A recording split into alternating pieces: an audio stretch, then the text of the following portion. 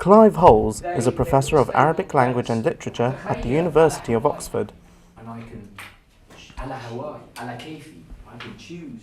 He has translated the poetry of Mullah Attiya bin Ali Al-Jamri, a Bahraini poet who died in 1981 and whose poetry, over 50 years after he wrote them, have found a new audience in the English classroom.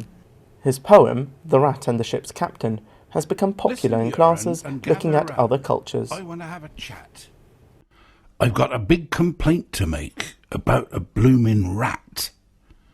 I'd like to hear your views as well.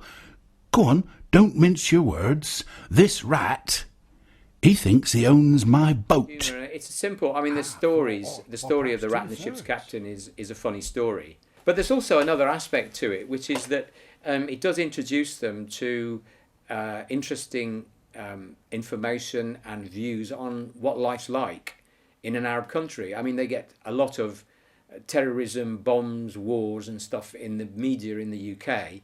This shows them a completely different side to a Middle Eastern country, a cultural side, an amusing side, and it's proved to be very popular. Clive Holes spent several years in Bahrain during the 1970s researching the many dialects of the country, and it was at that time that he stumbled across Attiya bin Ali's poetry. When I was working, doing field work in Bahrain for my doctorate in the mid-70s, I went into a shop in the Souq in Manama, a bookshop I went into frequently, and the owner of the shop showed me this book, which is Tanfih al-Khatir wa Salwat al-Qatin wal-Musafir, published in about 1955, which I looked at briefly. I saw that it contained lots of poems, put it to one side because I was doing other things, and I basically didn't really look at it for 20 years. And it was only when I started, for quite other reasons, to get interested in poetry, that I looked again at this book, and I realised that there was some very interesting and amusing poetry in it.